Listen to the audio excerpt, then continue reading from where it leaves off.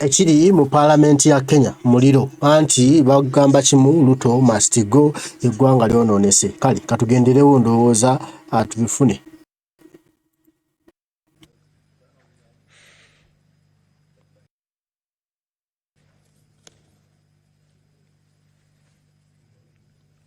Mr. Speaker, sir, I beg to move that the current state of the nation, recognizing the state of the nation at this moment, the ongoing protest following the passing of the Finance Bill, Bill number 30 of 2024, on the 25th of June 2024, by the National Assembly, the loss of lives, maiming and loss of property that has protests, cognizant that pursuant to Article 115(1) of the Constitution, His Excellency the President of the Republic of Kenya declined to assent to the bill and referred it back to the Assembly with recommendations to delete all clauses of the bill, acknowledging that the conversation on the finance bill has triggered a broader important public conversation of the high cost of living juxtaposed against the wasteful expenditure in all public institutions, including Parliament. Further acknowledging the issues raised and other members of the public to do with corruption, impunity, incompetence within state and public appointments, opulent lifestyles of public officials, unemployment, and other issues bedeviling the economy. Now, therefore, the Senate, one, calls upon the National Assembly to expeditiously consider the Presidential Article 115(2)(a). B, all government ministries, departments and agencies and constitutional commissions, including Parliament, to put in place austerity measures in undertaking their respective functions. 3, the Ethics and Anti-Corruption Commission and other government multi-sector agencies in the governance, justice, law and order sector make concerted efforts to fight corruption. 4, the National Police Service to cease abductions, unlawful arrest, extrajudicial killings, and dealing with the peaceful and unarmed demonstrators. E, release of all persons arrested for planning and participating in the peaceful demonstrations relating to the. F, the government to waive hospital bills for persons who have been injured and defray funeral expenses for those who lost their lives during the demonstration. And G, the judiciary to prioritize and expedite all court cases of the finance bill and resultant demonstration. 2, consider all the challenges facing the country and make necessary recommendations to address them. We are gathered here this morning, and I wish to appreciate the fact that before the commencement of the sitting this morning, you led us as a House to, in a minute of silence, reflect and think deeper on the issues that our country faces at this particular moment. And we particularly took time to commiserate and feel the pain and the burden that it is with the families and friends of, as per the count of the Kenya National Commission of Human Rights, 39 persons that have so far lost their lives in the last 2 weeks, Mr. Speaker, as we've had this demonstration. Mr. Speaker, we acknowledge as a House, and I'd wish to go on record about this, that this is an indictment of us as a leader in this country, that we are in an extremely difficult place where, if we are not careful, not many countries have gotten to this. There are some that 20, 30, 50 years are still trying to turn back, actually, after moments such as this. Therefore, this calls for introspection. This calls for a rethink. This calls for serious empathy on our part as a leader and I have said this many times on the floor of this House, Mr. Speaker, the challenges that we face as a country, on many occasions, we have very limited choice in terms of whether to tackle or not, but second and most importantly, on what has been our input as any individual who has responsibility to get the country to a better space. Therefore, as I begin, Mr. Speaker, I'd wish to personally, and this is at a personal level, not even necessarily as a leader, but just as a leader and somebody who God has granted the opportunity to serve in a position of responsibility in this country, to tender my unreserved apology to the country for either by commission or omission, everything that I have contributed into getting us into the that we are in. I have reflected deeply the last few days, Mr. Speaker, and looked through my own journey as an individual and questions, trying to wear the shoes of the ordinary citizens and how they feel at this particular moment about me as a person. I don't want to focus about any other individual, whichever office they occupy, but just me, a citizen of this country, that God in his own wisdom granted the opportunity to serve in a place of responsibility and try to retrace my steps. What is it that perhaps I should have done better? I have to be sincere, Mr. Speaker, that there were days in the night that I contemplated even quitting and said, perhaps maybe other people can do it. But this is not the time to quit, because quitting doesn't solve. It doesn't get us out of the hole that you already are in. If it's about getting out and running away, Mr. Speaker, you first sought.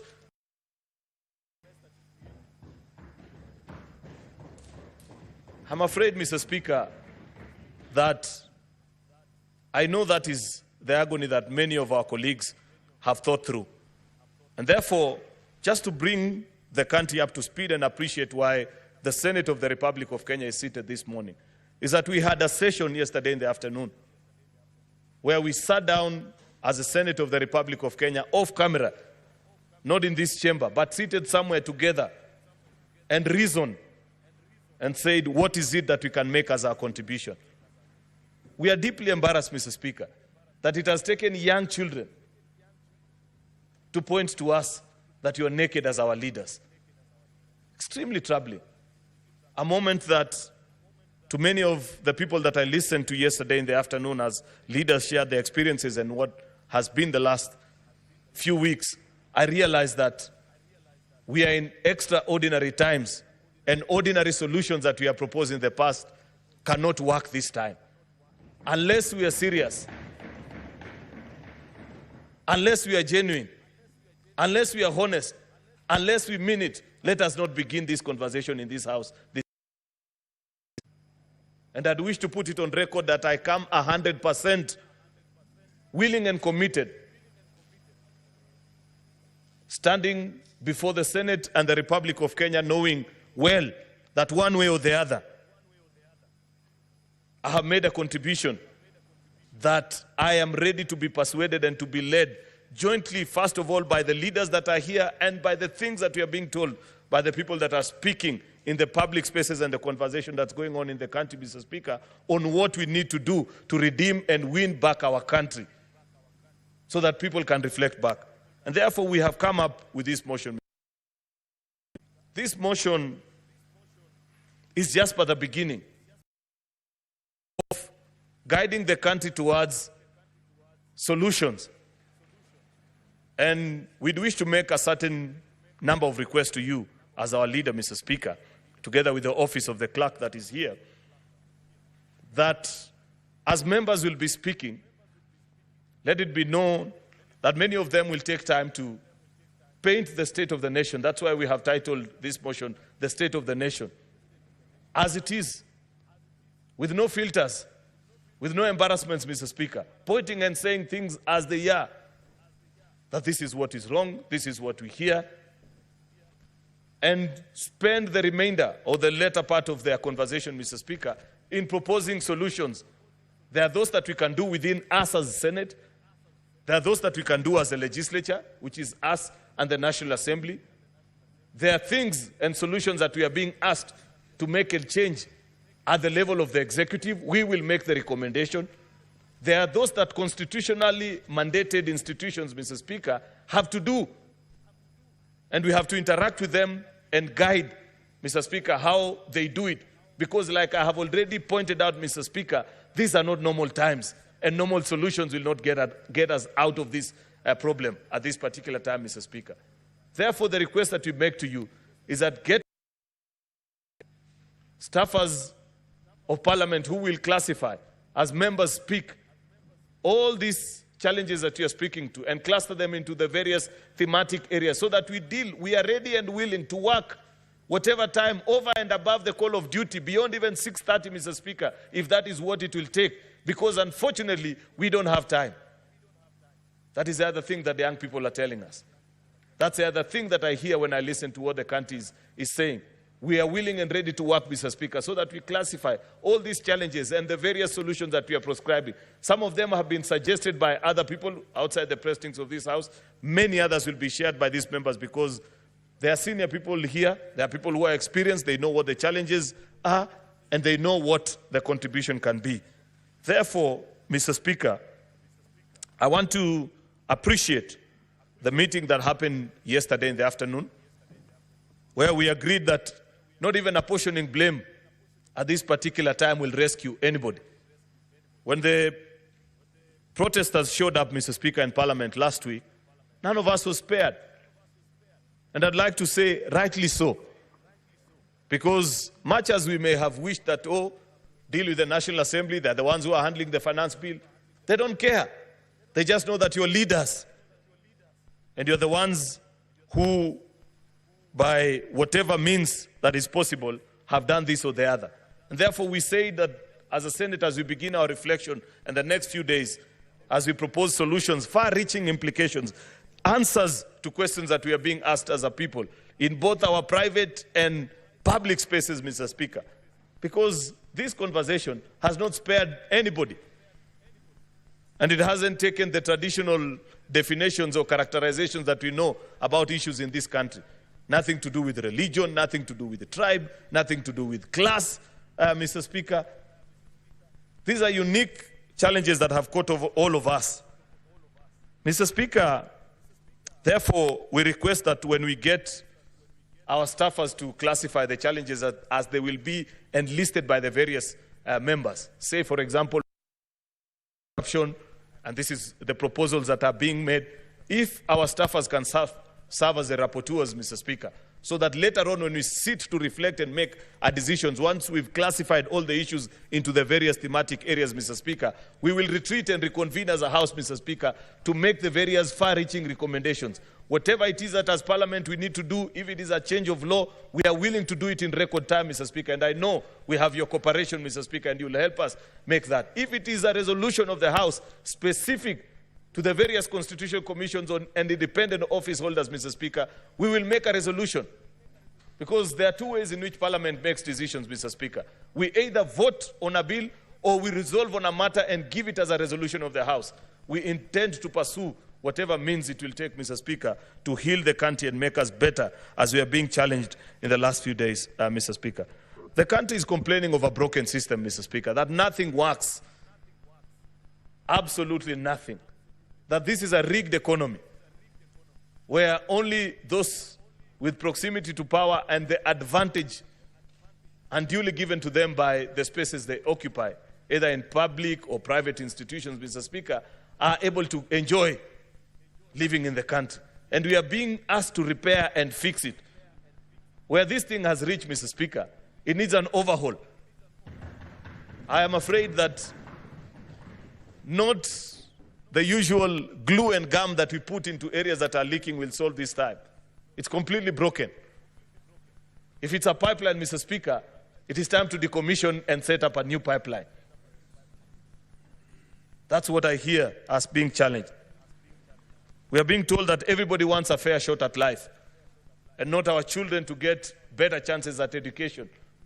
Better chances, Mr. Speaker. I grew through our public education systems, from primary to secondary to university, Mr. Speaker. And it was the best. People are complaining, Mr. Speaker, that unfortunately, as it is today, nobody with a pen in this country take their children either to public, primary, secondary, or even university, because it's completely finished, Mr. Speaker. The picture of the primary schools that we all went to, Mr. Speaker, while it served and it worked at that particular time, public education is broken at this time. And we must make radical decision, because, Mr. Speaker, that's what they are speaking to. And they are saying, while you guys are okay, what about the kid of the ordinary person? You know, Mr. Speaker, when every time I lost sleep, as I thought through about the issues that we've been through as a country, Mr. Speaker, I asked myself, where is it that we as leaders have lost touch with reality? I didn't grow up as a child of privilege, Mr. Speaker, for your information. I am 38 years old. I came to this parliament at the age of 29. The first 29 years of my life, I spent them in Eastlands, deep in the slums. I have sold sim-sim, like these kids you see on our streets in Ngong Road as you drive, Mr. Speaker, and many times when I see them, I reflect back and I roll down my windows and I share with them, because I know that they are complementing what their parents are doing. That's what sends these kids out to the streets. I know what it feels, Mr. Speaker. But why is it that when granted such an opportunity, we are not able to make it better? I believe that an opportunity to serve, Mr. Speaker, and this is what I hear us being told as the leaders, an opportunity to serve is to be reminded that we have issues, but we have looked at you and we think you have the to make it work for all of us. Can you go and serve? Go and make it possible for the rest of us to enjoy. But unfortunately, either by design or because that is what the country is accustomed to, Mr. Speaker, when you get the first line at the queue, we don't think about the second and the third onwards, Mr. Speaker. We are satisfied that so long as I've had my serving at the table, that will be enough. That's what people are complaining about, Mr. Speaker. And we are here to plead this morning that grant us the opportunity to lead the country as the Senate of Kenya in making the right and the correct decision so that we don't lose our country. I say this at this particular time, Mr. Speaker, so that people may know that in whatever we say, in whatever we do, anarchy is not an option. I'd wish to plead, even to those that are leading these protests and demonstrations, that if Kenya was to sink, unfortunately, not even them will be spared, Mr. Speaker. And I like the fact that speaking out and saying that there are certain conditions that you must meet even as a person in some of the solutions that you are prescribing. Because you listen in the online spaces, Mr. Speaker, some of the solutions that you can clearly see into more problems than already we are being unfortunately prescribed on us by people who are not within the borders of Kenya. And that's unfortunate, Mr. Speaker. But like I have said, it's not time to apportion blame and point fingers. It is time to lead the country and point them to the right direction. Because what our young people have done is that they have spectacularly, perhaps painted better than Galileo could ever paint, Mr. Speaker, a picture perfect of the reality of what it means to live in the Republic of Kenya today. Nobody could have done it any better, Mr. Speaker. And therefore, it's our duty. We are duty-bound as an institution to lead. Mr. Speaker, corruption has featured prominently in this conversation. In fact, at the heart of it, perhaps finance bill was just but a trigger. But the bigger conversation that the country is having is on the issue of corruption. And what is it that we need to do? We passed a new constitution in 2010, Mr. Speaker, and we thought at that particular time that we had finally succeeded to slay the dragon of corruption, because this is a challenge that as a country we've dealt with the last 60 years or 50, Mr. Speaker. But the question that people are saying is that instead of actually getting better, despite the fact that we have created independent offices, Mr. Speaker, it has become worse. Crafted. And that's a conversation that we will need to have as a House. And eventually, Mr. Speaker, something that we haven't is when we have the thematic areas, shall we resolve them as a committee of the whole? There's a big thinking that says, given the national importance of this conversation, we cannot even relegate it to the committees.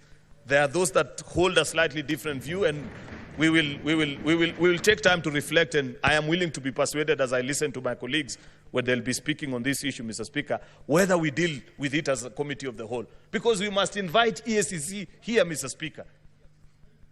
And they must tell us, Mr. Speaker, why is it that we are not succeeding? Is it the law? What is it, Mr. Speaker? What do we need to do as a country? Because what we know for sure is that the system has set up, even this design in our counties, Mr. Speaker, of saying you have an ethics and anti-corruption officer at every county, Mr. Speaker. Basically, what it takes is that they are quickly captured, Mr. Speaker, and they become appendages of the corrupt system in our various counties, Mr. Speaker. The same can be said nationally. And this issue, Mr. Speaker, if we are to be honest, and I wish that the country also indulges us, is that corruption is not only a problem of leaders. It's a national problem. It's a values problem that we have as a people. We cannot just speak, Mr. Speaker, about what leaders are doing without taking time to consider and say, how do we demonetize our politics, Mr. Speaker? How do we make politics less influenced and infiltrated by the power of money, Mr. Speaker? Because unless and until a country has that conversation, Mr. Speaker, I am afraid we are not likely to win this conversation. And part of the proposal that must come out of here, Mr. Speaker, is the process of removing money out of our politics, Mr. Speaker. That has destroyed the fabric of our society. And I like the fact that listening to the president the other day, he said, and this is something that, a conversation that many of us have had many times, that even this issue of Harambee, the way it's being done, Mr. Speaker, this presentation of resources, Mr. Speaker, that perhaps it's time to ban it from us as public officials, so that when I go before people, I tell them about policies that I have made to make their life better, not the 2 million shillings that I'm carrying in my car to give them to build a classroom for them, Mr. Speaker. That's a challenge that we must be willing to accept. Because, Mr. Speaker, until, and I must repeat, until we demonetize our politics, Mr. Speaker, it will continue to be a gold rush and the desire, Mr. Speaker, on every member. You know, people don't know that the cycle of and the life of a politician in this country, it involves running Monday to Thursday, collecting as much as you can, only to go and spend it on Friday to Sunday. And in fact, most of that money, Mr. Speaker, it doesn't even get to the houses of these members. People don't know. If a member makes perhaps $1 million within a week, they'll be very lucky if 100,000 makes it to do anything in their house. 900 of that money goes back to the constituency. Therefore, we must remove that demand. And this desire to see members of parliament and politicians and people who are in public offices, Mr. Speaker, as if they are tools for pushing resources and money. Until we do that, but that's just the effect. What we need to address here today is a structural fight, and those that are in the justice and, Mr. Speaker, law and order society, that they must come here and we must reveal to each other and tell each other, why is it difficult? EACC must appear before us, Mr. Speaker, and they must tell us this is what we need to do, so that we know, Mr. Speaker, why is it we are now in the third cycle of county governments, Mr. Speaker? Everybody knows why people can almost kill each other to be county governors, Mr. Speaker. But we don't have a solid case, not one, before any courts of law that can point out and say, this is what we have done as an institution, so that people know this is what we are doing. We will be willing, Mr. Speaker, because this has featured prominently. We are being even challenged, Mr. Speaker, as an institution on the things that we have done and said and the laws that we have passed. We must make it difficult. It must pain people, Mr. Speaker, to break the system. after we repair it. The punishment must be punitive, Mr. Speaker, so that it gets to a point where people fear. You know, people don't fear to be corrupt in this country because they know what is the worst that will happen. I will be taken to court. I will pay a bail. Scot-free. Chances are I'll enjoy that money until I die. EACC must come to us, Mr. Speaker, and tell us even this new jurisprudence that they are trying to establish, where somebody steals $1 billion, then says, I am willing to part with 300 million, and we remove the case. Unless we didn't read properly. But good leaders have said, this is not the time to apportion blame. If there are things that they want us to change, is it their budget? Is it the law as we defined it, Mr. Speaker? Let us listen with an open mind and say, tell us what it is that will respond to this particular issue. Mr. Speaker, the judiciary also has been very silent while all this has been going. In fact, the only thing I've seen the Chief Justice speak about was on the issue of abductions, and I think later on, when her chambers were raided, she issued a statement or something to that effect. But listening into what we are being told and the conversation going around, part of the broken system is our judicial system, Mr. Speaker. People know, Mr. Speaker, that even if you're taken to court, you can find your way around it, Mr. Speaker, that you can buy justice. A country that sells its justice, Mr. Speaker, is not a country.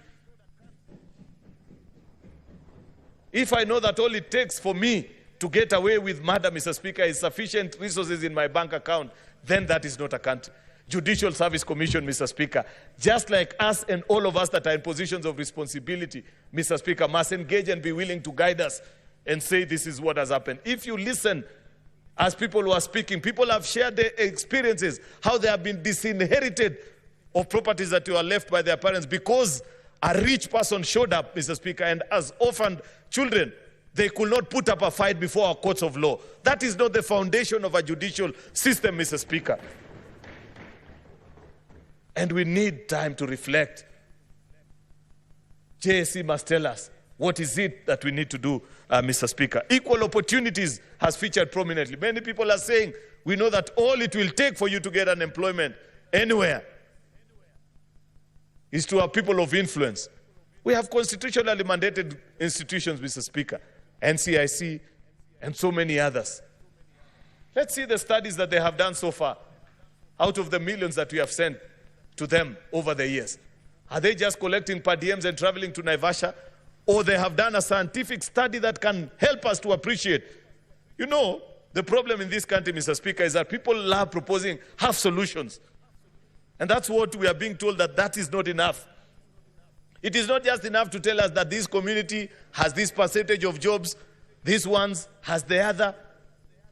Can you make recommendations? And we are willing to come and pass a resolution of the House, Mr. Speaker. If it is established, Mr. Speaker, that the community that I come from has more than an equal share of opportunities, Mr. Speaker, in the various cadres and levels of government, Mr. Speaker, let's pass a resolution here and say that until such a time that others get an opportunity equitably, Mr. Speaker, we don't give chance to those because, but unfortunately, Mr. Speaker, listening and reading the reports that have come from NCIC, it is so basic and it's like the person who designed it just wanted to appease people with little facts here and there, Mr. Speaker.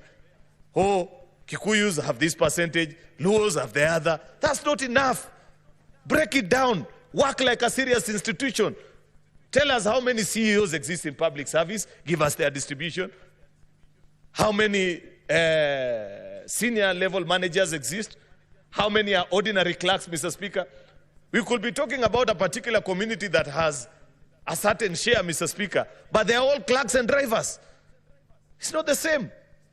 We need a more detailed study so that you lead us as a house into making this conversation. I'm trying to rush, Mr. Speaker, because I know time is not on our side. Governance on our value systems, Mr. Speaker, featured prominently in this conversation.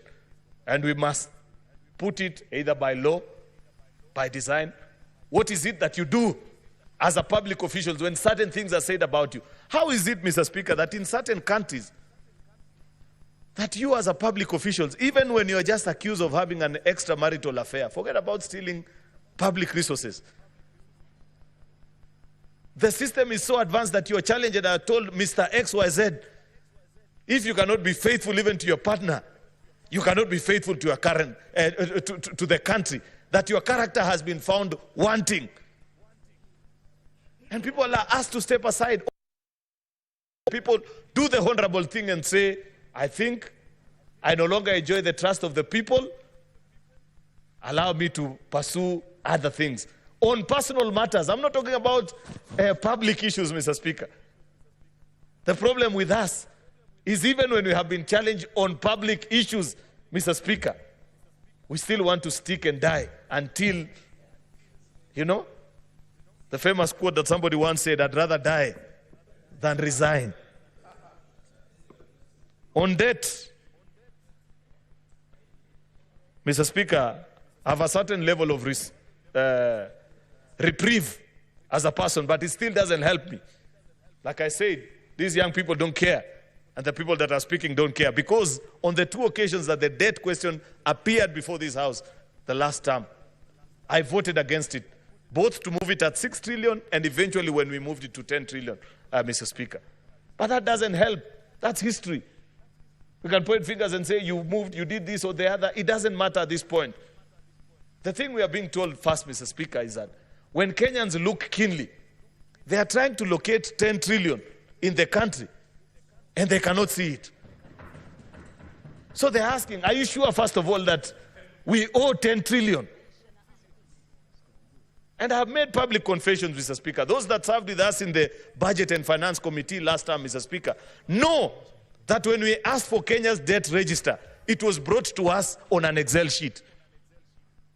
No records beyond that. And you're being told, company this, you owe them this much, this is the rate at which you borrowed, and so on and so forth. It pointed out to a problem. In fact, on the day that I made my contribution and said that I reject this approval of the debt, raising of the debt ceiling to 10 trillion, that's part of the reasons that I raised that afternoon, Mr. Speaker.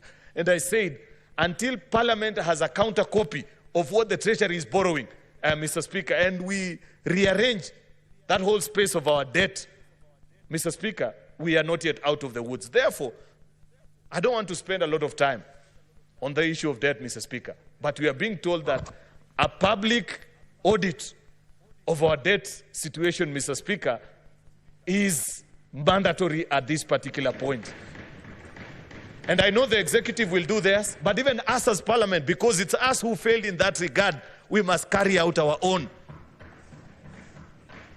so that we counter-check with what the executive is doing. Parliamentary Budget Office can lead this exercise, but if they need the expertise of other audit firms, including international, reputable, established institutions that can help us in this conversation, people who know about multilateral lending, Mr. Speaker, and going to the financial markets, because there are issues of Eurobond therein and other institutions that we have borrowed from, Mr. Speaker, let us have that conversation so that we know, first of all, Mr. Speaker, what is our debt exposure. Look at even the debt ceiling change of law that we did earlier. Makes sense. We argued and said we want to change how we calculate our debt status, Mr. Speaker, as opposed to having it as a static number, make it as a percentage of the GDP, because that's a more globally accepted standard. And that's fine. And I supported that motion, Mr. Speaker. And we said in 3 years' time, we want to bring our debt sustainability to 55% of the GDP. It is now at 61. We have 3 years. But what is the plan, Mr. Speaker? What did we learn from the past? How comes when you were passing that particular legislation, we didn't tie it so neatly so that we know, you know, bringing debt as a percentage to the GDP to 55% is not an occurrence, Mr. Speaker. It's not an event. It's a process. You have to grow down your fiscal deficit over the years. We didn't put it in law, Mr. Speaker. And it's not just enough for us to be satisfied and say that we have a promise that in 3 years' time, that's where we'll be. At the time of exiting this conversation, Mr. Speaker, we must tighten that law so that even as those that do our budget at the Treasury know that the maximum fiscal deficit that we can get for this year, 2024-2025, is this one. And you tighten it so that by 20, you leave them with no option So that by 2027, Mr. Speaker, when you're supposed to be at 55%, they have no option but to get there. But if we leave the law as it is, I can tell you for a fact that we will get to 2027, we will still be at 60, Mr. Speaker, or even more if we don't change. And we must make a decision, Mr. Speaker, as we sit and reflect, because debt has featured prominently in this conversation. As I move to conclude, Mr. Speaker, SRC, Salaries and Remuneration Commission, have been silent as this whole debate has been raging. Silence is not an option anymore, Mr. Speaker. They have to speak to the country. They have to tell us what is it that you're going to do so that we reduce our public expenditure on wages and salaries from 46% to the mandatory 35%, Mr. Speaker. If it means taking a pay cut, we as members of parliament, Mr. Speaker, good people, we have been told that it's not possible, that members of parliament will never do it. We don't have an option. We must do it, Mr. Speaker. The yearly increment that is now being discussed, that we are being told that, I saw that being reported or misreported in sections of the media, that we are now going to earn more. SRC continues to be silent about it, but we must make a resolution and say we reject even that one in light of the financial situation. But as it is, Mr. Speaker, Mr. Speaker, even if the high earners were to take a shave on their salary, that is still not enough. I don't have the statistics, and that's why I've said some of these constitutional commissions have failed us, Mr. Speaker. I don't know what will be the percentage of Kenyans say that earn over and above 100 and 150. But I'm certain, Mr. Speaker, they are in the slim minority of less than 10%. 90% of our public officers earn less than 100,000 and below, Mr. Speaker. And therefore, whatever savings that we can make there, let us make, but over and above, the thing that people don't like, Mr. Speaker. And this featured prominently. Senator Omogeni is out, but he knows this featured prominently in our NADCO talks. And a report that we tabled here, Mr. Speaker, unfortunately, which we haven't done with speed, Mr. Speaker, captured all the wastages that are in the public expenditure space and what we need to do as a country. From page 546 of the NADCO report, I think, to almost page 600, Mr. Speaker. Where things that we understand, things are tight. It's the most obvious thing that people do. Young people are telling us, when you have a job with Safaricom, you can live in Langata. But the day you lose that job, you move downwards to either to South B or Umoja until things get better. That's what we are not able to do as a leadership.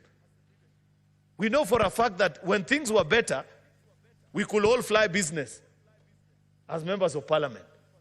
But if you read the recommendation from NADCO, we have said any flight that is less than 3 to 4 hours, surely, must you fly business as a public official? 3 hours. You will not even sleep. You know? And so many things, Mr. Speaker, recurrent expenditure and wastages. Institutions, even parliament. And you know, I saw our staff criticize us and say, yes, we have been saying this or the other. But even our staffers, they need to know that this must come to them. You know, I've served as staff welfare chair, so I know a thing or two about expenditure in this institution. You will hardly get anybody in parliament, Mr. Speaker, on a Friday. Even to consider a report on something that happened in parliament, Mr. Speaker, people cannot consider it in parliament. It must be considered in Naivasha or Mombasa. As is the case in all our public institutions. We must lead by example, Mr. Speaker. And before we exit out of this motion today, we must give a blow-by-blow detail and say, what is it? What happens? Why is it that people cannot think in public offices on Fridays? That there must be somewhere in Naivasha, there must be somewhere in Kisumu, there must be elsewhere. Mr. Speaker, I don't think that there is any correlation between better consideration of a tender document or evaluation exercise that comes when you leave Nairobi, Mr. Speaker. These are extraordinary times, Mr. Speaker, and I must appreciate that there has been guidance, Mr. Speaker, and we are being reminded that because the finance bill has now been sent back via presidential memorandum and all clauses have been deleted. You know, that's a space that many people misunderstand. And sometimes we need to help people also appreciate parliamentary procedures. Number one, finance bill remains to be a bill. It's not an act of parliament, like many people have seen misreported in public spaces and says, oh, it takes effect on such and such a day. But as a sign of goodwill and trust, because trust has been completely eroded at this time, Mr. Speaker, I think the worst thing to do is for the National Assembly to come. The Budget and Finance Committee considers that recommendation immediately, Mr. Speaker, so that people are satisfied that that is behind us. But having done that, of more importance, the National Treasury must table the new budget estimates that captures, Mr. Speaker, the new reality. Less 3.9 trillion, less the 346 that was lost. And people must take a cut. In fact, my proposal, Mr. Speaker, it's a very simple exercise. 346 out of 3.9 trillion budget, Mr. Speaker, is 9%. At least at the national level, because I wouldn't wish that the same be applied to our counties. For counties, it must be on equity basis, Mr. Speaker. But on government, national government institutions, just do a pro rata cut. If your budget was 300 billion, Mr. Speaker, as a state department or an agency, you submit your new estimates less than 9%, so that you are left to go and do the reappropriation of whatever needs to be done. And by next week, Mr. Speaker, we have a new budget that captures that particular reality, because, like we are being reminded, living within our means is not an option anymore. And I believe that when our colleagues reconvene in the National Assembly, they'll be guiding us in that particular. But I have to be specific and say, because in the first instance, the distribution to counties was not pro rata, then the shave, I don't know what is being proposed, and we will wish to be reasoned, but it cannot be pro rata to counties, Mr. Speaker. We must, at the very least, I know it's not in my place, but at the very least, Mr. Speaker, counties should not get less than what they got last year. At the very least, Mr. Speaker. I know it's difficult, but somehow, somewhere, we must protect. Though, members, I don't know if you follow this conversation, even in our own county level, people have become more critical in budget-making process. And they are beginning to ask our county governors, can you lay out your budget in public? So that we see also, where is your confidential vote, like there was. You know, there are many budget lines that people don't follow. But now people are becoming more alive to reality of the budget-making process in our counties. And we'll speak later. I'm sure when colleagues speak, they will get time. I cannot say everything. To say on also the architecture of devolution, whether as is presently moving, Mr. Speaker, whether it can work. You know, Mr. Speaker, you are governor. Between 2013 and 2017, many young people, women, and the vulnerable made a life out of doing business with counties. And there was spread of resources within, you know, in every village, you could see a young person and you'd be told so and so, he's a road contractor, he supplies this and the other, he trades with the county, and therefore people could begin to appreciate. These are things that were completely unknown to the country before the promulgation of a new constitution. Post-2017, there are no such people in our villages, Mr. Speaker. In fact, I have said on the floor of this house many times that unless the governor is your personal friend, or sometimes even unless he's your father, nobody can dare supply to our counties anymore. Nobody can dare trade with them. As protectors and custodians of devolution, Mr. Speaker, the House charged with the responsibility to make sure that devolution works in our county. Before we exit this motion, we must propose a way forward. If it means forcing our governors to first clear all the pending bills that have been found to be eligible, Mr. Speaker, before rolling out any new development, so that you give life at least to the many women and young people, Mr. Speaker, that have lost whatever little savings that they had by trading with counties, Mr. Speaker. We must pass that particular resolution today, Mr. Speaker. On the issue of police, I just want to speak to two final issues, then I conclude. I once said in a public forum, I was asking, where is the IG? That was in relation to the killings that were going on in Kerio Valley. It's been 2 weeks of protests, Mr. Speaker. Kenyans have lost their lives. Others have been beaten. There have been challenges. Police have faced also very difficult and hostile gangs on the streets. I am yet to hear the voice of the Inspector General. I am deeply troubled by that, Mr. Speaker. It cannot be right. We were in this country, though I was not a leader and I was a young person in university, Mr. Speaker, when we faced the post-election violence, day by day, General Hussein Mohammed will brief the country and speak to the country and give them an update of what is happening. How can we face such a crisis, Mr. Speaker? Up to this particular point, I don't know what the Inspector General thinks. I don't know what is the challenge. We don't know these things that are being discussed. Mr. Speaker, the question at the back of my mind, is this really the right man for this job? Mr. Speaker, we must think critically, finally, about Article 37. We have had conversations and debates here on this House, whether the demonstrations peaceful or not. How is it that we continue to struggle as a country with this thing of peaceful demonstrations? What is it that we are supposed to do? Can't we guide and provide the way forward so that people can know that if I want to peacefully demonstrate as expected of me, under rights guaranteed under my constitution, what is it that we are supposed to do? Because a new trend is emerging, and we have seen this, Mr. Speaker, where any time when you organize a demonstration, infiltration and separating between those that are peacefully protesting, Mr. Speaker, and those that want to take advantage of the environment and the climate that has been created is difficult to distinguish.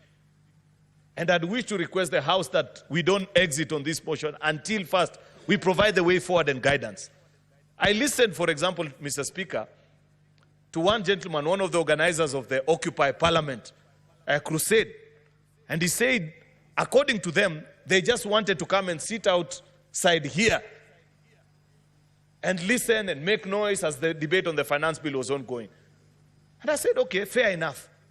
But unfortunately, in the way that they communicated, it was impossible to tell how to do that kind of an occupation. I wish, Mr. Speaker, at that point, that there had been an engagement, either with your office, because you're the person who permits this kind of engagements, so that we know how is it that if today there are 100,000 people who want to come and present a public petition to Parliament, we should be able to facilitate it, so that they know what time they'll come, what they want to do, so that we set the rules and we don't provide an environment or a climate that is ripe for people with sinister motives, Mr. Speaker. I know for a fact that it was not the design of the young people that wanted to protest outside Parliament for Parliament to look like it looks this afternoon. They had no intention of banning anything. I don't think it was in their design to destroy the amount here. I don't think it was in their design, Mr. Speaker, for members to flee for their life. They wanted to come and present a petition. Therefore, we have to think and propose as a of how is it that we can guarantee every citizen how we protect their rights, because there are two inherent dangers, Mr. Speaker. If we don't provide a way forward and a way out of this particular conversation, then it shall be known forever, Mr. Speaker, that it is impossible to have a peaceful protest in this country. Yet other countries have it. When we travel, even, anyway, I don't want to get into a diplomatic challenge by mentioning various countries, Mr. Speaker, but there are countries that you think even are less democratic, but they have provided the space and the means for people to exercise their democratic right, on the right to peaceful protest, Mr. Speaker, and it's provided for, and people make their voice heard. I don't know how we can do it. I know colleague members can guide us on how this is done, but the long and short of this conversation, Mr. Speaker, is that we are sick, and the ordinary medicine that we have administered over the years is not likely to heal us. We need new medication, Mr. Speaker. Therefore, with those many remarks, Mr. Speaker, I beg to move and request the leader of minority Senator Justice Retired Stewart Madzayo to second this motion, Mr. Speaker, and lead the country towards the right path. I thank you, Mr. Speaker.